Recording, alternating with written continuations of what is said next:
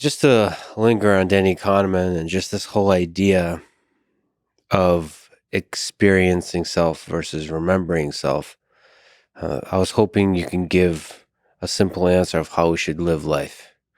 Uh, Based on the fact that our memories could be a source of happiness or could be the primary source of happiness, that an event, when experienced, bears its fruits the most when it's remembered over and over and over and over. And maybe there is some wisdom in the fact that we can control to some degree how we remember it, how we evolve our memory of it, such that it can maximize the long-term happiness of that repeated experience. Okay, well, first I'll say I wish I could take you on the road with me because that was such a great description. Can I be your opening act? Or Oh my God, no, I'm going to open for you, dude. Otherwise, it's like, everybody leaves after you're done. Believe me, I did that in Columbus, Ohio once. It wasn't fun. Like the opening acts like drank our bar tab. We spent all this money going all the way there. There was only everybody left after the opening acts were done. And there was just that stoner dude with the dreadlocks hanging out.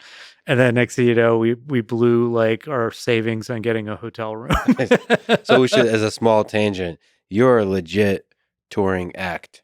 When I was in grad school, I played in a band, and yeah, we traveled. We would play shows. It wasn't like we were in a hardcore touring band, but we did some touring and had some fun times. And yeah, we did a movie soundtrack. Nice. Henry Portrait of a Serial Killer. So that's a good movie. We were on the soundtrack for the sequel, Henry 2, Mask of Sanity, which is a terrible movie. Yeah. How's the soundtrack? It's pretty good. It's badass. Right. At least that one part where the guy throws up the milkshake. Okay. All right. My song. We're going to have to see. We're going to have to see it. All right. We're getting back to life advice. And happiness, yeah. One thing that I try to live by, especially nowadays, and since I wrote the book, I've been thinking more and more about this, is how do I want to live a memorable life? I think if we go back to like the pandemic, right? How many people have memories from that period? Aside from the trauma of being, locked up and seeing people die and all this stuff. I think it's like one of these things where we were stuck inside looking at screens all day, doing the same thing with the same people. And so I don't remember much from that in terms of those good memories that you're talking about, right?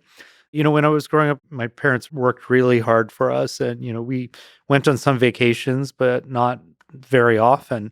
And I really try to do now vacations to interesting places as much as possible with my family, because like those are the things that you remember, right? So I really do think about what's going to be like something that's memorable, and then just do it, even if it's a pain in the ass, because the experiencing self will suffer for that, but the remembering self will be like, yes, I'm so glad I did that. Do things that are very unpleasant in the moment, because those can be reframed and enjoyed for many years to come. That's probably good advice, or at least when you're going through shit, it's a good way to see the silver lining of it. Yeah, I mean, I think it's one of these things where if you have like people who you've gone through, I mean, since you said it, I'll just say, since you've gone through shit with someone, and it's like, that's a bonding experience often, I mean, that can really bring you together. I like to say it's like there's no point in suffering unless you get a story out of it. So in the book, I talk about the power of the way we communicate with others and how that shapes our memories. And so I had this near-death experience, at least that's how I remember it, on this paddleboard, where just everything that could have gone wrong did go wrong almost. So many mistakes were made, and ended up like at some point just like basically away from my board, pinned in a current, like in this corner, like not a super good swimmer. And my friend who came with me, Randy, who's a computational neuroscientist, and he had just been pushed down past me, and so he couldn't even see me. And I'm just like, if I die here, I mean, no one's around. It's like you just die alone.